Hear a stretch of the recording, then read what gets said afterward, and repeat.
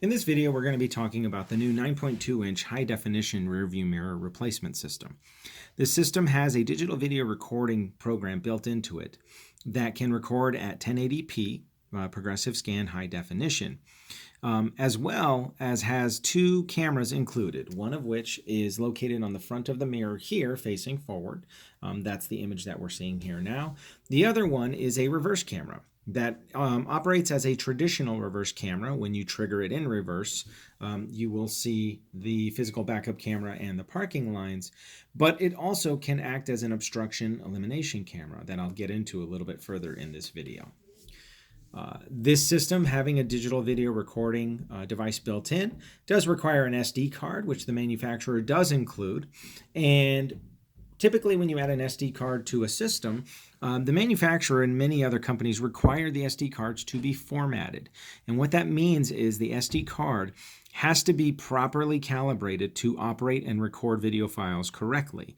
Now, this doesn't mean you have to be a computer guru, though, because I really like that the manufacturer, what they did for this is they included the formatting capability or formatting function in the system itself. And I thought that was very intuitive to save for convenience for the do-it-yourselfers and, of course, you technicians out there. So we're going to go ahead and load the SD card. You just click the SD card in there. The system's going to tell you it's initializing. And it's complete. So now the SD card is loaded into the system, but it still does need to be formatted. It's important to note that. So what we're going to do is there are instructions that are included with the mirror that talks about formatting the SD card. I'm going to go ahead and follow those instructions. And what we're going to do is push the settings button. We're going to find format SD card. We're going to go ahead and push that. It's going to say format SD card. All data will be deleted. Click yes. Do you want to format the internal memory? Click OK. SD card format is processing and it is complete. Once it's done, it is now ready to be utilized, and you can go ahead and back out into your standard function of the system. Now, to dive in a little bit further on this, you saw when I pushed the screen that a toolbar popped up on the screen. And this toolbar gives you multiple functions for the system, some of which are fairly self-explanatory, but I wanted to go a little deeper into it just so you can see it. We're going to go ahead and push it. This button here that has the stop symbol on it is for recording. So obviously if I push this, the system's going to start recording and it's going to save those video files into the built-in memory. Now, of course, you can obviously just push it any time and stop it. With recording, there are multiple functions that the system has to be able to record. It has a G-Shock sensor built in, which is the ability to have the system recognize vibrations or impact. So in the unfortunate situation where maybe you get rear-ended and you have the impact detection setting correct or setting not too sensitive, and the system picks it up, it'll begin to start recording, which is really nice. That's super handy to have because typically when situations like that happen, very rare do we remember to push the button to record if our vehicles are fitted with it. The other functions that we have in here is what's called parking lot mode, which I will explain here in the menu once we get in there in just a brief second. So obviously in looking at the toolbar, there was also a really nice feature built in I liked, and that was the ability to take pictures. So if I push this button, it takes a picture, and it just took a picture of, obviously, that beautiful artwork that I have hanging on the wall there. Of course, in some of these other features here that you see, this one in particular is on a video file. If the system has a video file stored in its memory or a file that you've kept, it's going to go ahead and give you the option to play that back. Now, the nice thing about this system I really liked, having the DVR was a great feature, but one of the things I've always had historically an issue with is having to remove the SD card, take it to a computer, and start to work on it that way. The manufacturer actually built a playback mode in the system itself with a built-in speaker even. So not only will you be able to see it, you'll be able to hear it as well, which I think is pretty fantastic. And if you look over here on all of these icons, you've got different icons to do different functions, of course. The DVR not only records both cameras, but it also individually partitions them. And that is super valuable and makes it a lot easier for you to know what you want to view and which video file you want to look at. So in this case, the top one is the front camera, and that's this forward-facing one. The R one is the reverse camera. Now, in the event we save these video files, what you're going to have are these two additional icons located on the bottom here. Now, obviously, we've just turned this on, so there are no files in there. But a saved front video file will go into that icon. A saved rear video file will go into that icon, which is obviously, really nice to have. So in the event you want to save it for later, it's sitting there waiting for you. So what we're going to do is dive into the settings function of the system. And you're going to see on here, there's more than 4 options on here. There are actually 3 separate wallpaper screens for you to look at for different functions, so you can customize the system to your desire. As you can see, video resolution is the first one that pops up, where you have the option of 1080p and 720p. It's important to know what these are. This has to do with the amount of information that it's pulling in and how detailed you want it to be. 1080p obviously being the best. 720p is still very, very high definition. Now, when you set it to 720p, you're going to increase your SD card's recording capability because you're not compressing as much information into one respective video file. Recording at 1080p will give you a much more detailed and refined video signal, but it's going to eat up a lot more memory. So it's important for you to remember that. Of course, loop recording, as you look on here, you have the option to look at the different lengths of recording files. When it records, it can record every minute, every 3 minutes, every 5 minutes. And those are the length of the physical files. So it can record for 3-minute lengths, for 5-minute lengths, or for 1-minute lengths.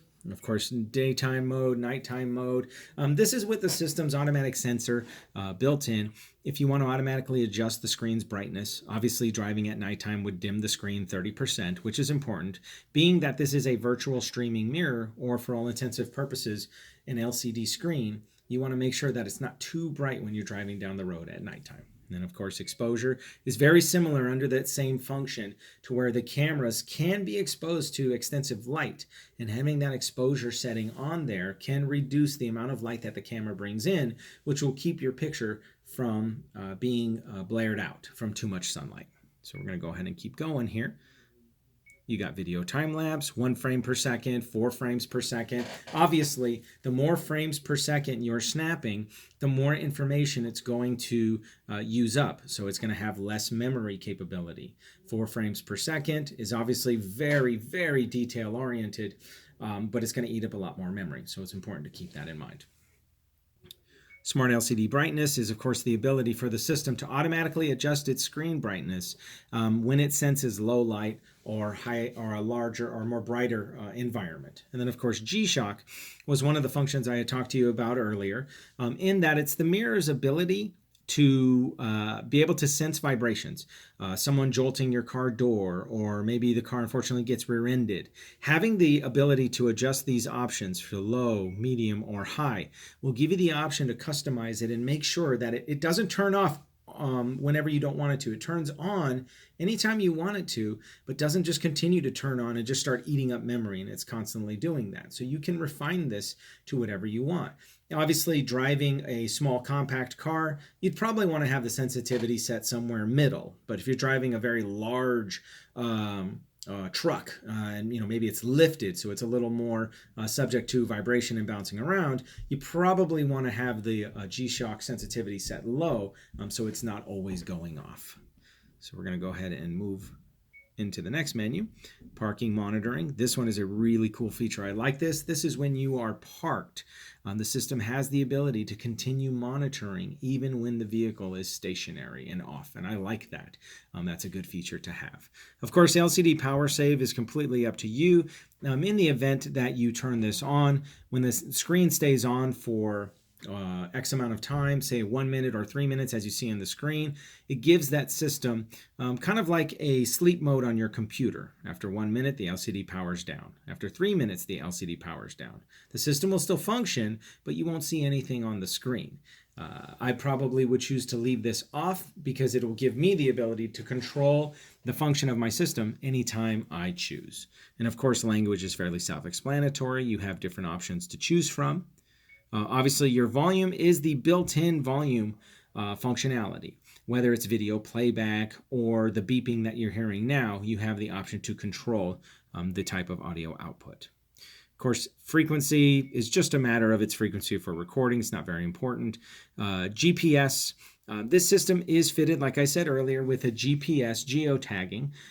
Whether you have it on or off, we always suggest off.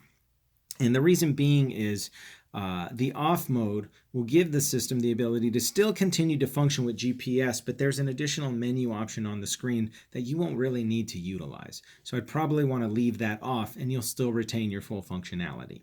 And of course, formatting the SD card you already saw, resetting your setup, version information, and we're right back to the menu that we started from. So I'm going to go ahead and back out of this. And there you go. So I'm going to give you a quick demonstration on using the reverse camera here. I've set up 2 wires to simulate reverse. This system has a feature that I think is probably one of the best functions I've seen so far. Now, this is simulating that we're in reverse, and obviously most of us know that when we look in our rearview mirrors, we see cartoon cars following us. I mean, that happens to me all the time. But what this system gave you immediately with any camera mode, which I thought was really, really cool, was the ability to digitally pan the camera. So I will paint a picture for you. Let's say we have this loaded in a truck, and one of the requests by your consumer or by you is that you want to be able to see your tow hitch. So on the physical screen, you will have the ability to scan your finger on the screen and move the camera, digitally panning it. And who knows, you may actually see something that you didn't even know was there in the first place. And then, of course, once you take the vehicle out of reverse mode, then the camera will flip back to its original view and you have your forward-facing camera. Now, with these options to digitally pan on the screen, the manufacturer calls it gesture control. They added an additional feature for gesture control because remember I said that you can use it in any camera mode, whether it's front or reverse. But they also used that same gesture control to switch between cameras if you want to switch back and forth between cameras. And again, in any camera mode, you can digitally pan the camera in any direction you choose, which is really cool. So you have your up and your down, panning that camera, increasing the amount of imaging that you're bringing in. So we're going to go back to the original camera. That's pretty much the feature sets for this system. I was very impressed by its simplicity, the ease of connections, the ease of installation, the performance. Everything seems to be really self-contained, very easily usable, and I've got to give this system a big thumbs up. I was really impressed by it, and I look forward to putting it inside my vehicle. If you have any further questions, just reach out to us. Thank you so much.